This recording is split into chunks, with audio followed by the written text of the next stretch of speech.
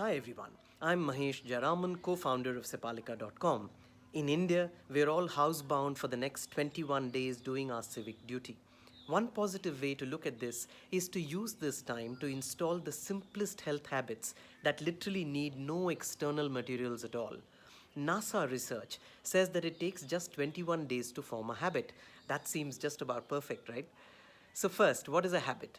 The best definition that I have heard, and it's the simplest, is that a habit is something you do unconsciously without needing to think about it.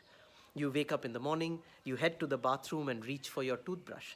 Now, this is a habit because it's automatic. You don't need to think about it at all.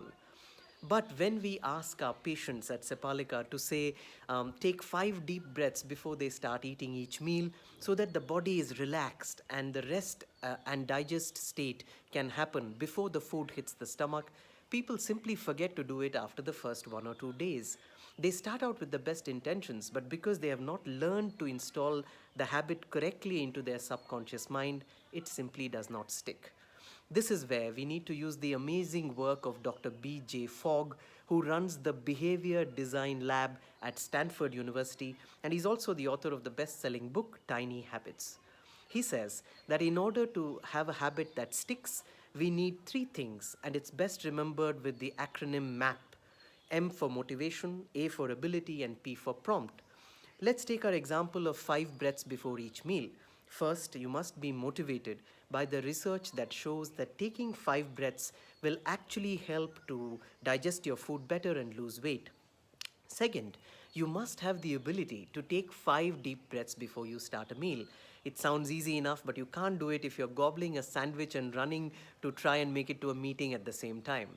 Third, you must have a prompt. A prompt is simply an existing habit, something that you already do unconsciously. So, in our current example, let's say that unconsciously and obviously out of habit, we all see the food in our plate before we begin to eat it. That can be our prompt.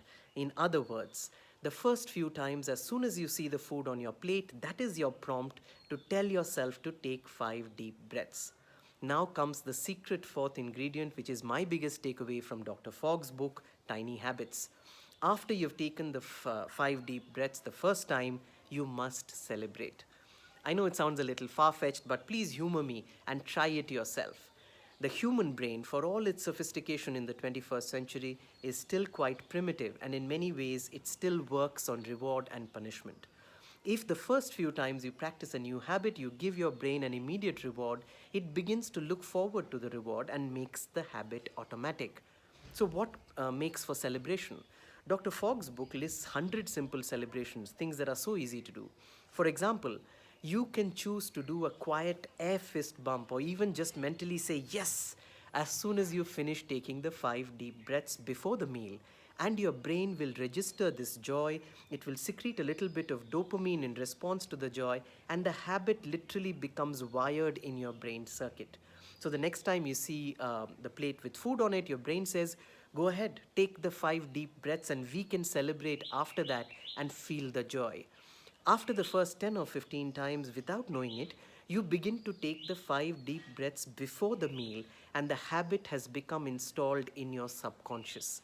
According to NASA, if you're able to stick to a habit for 21 days, it stays with you for a very long time. Amazing, isn't it?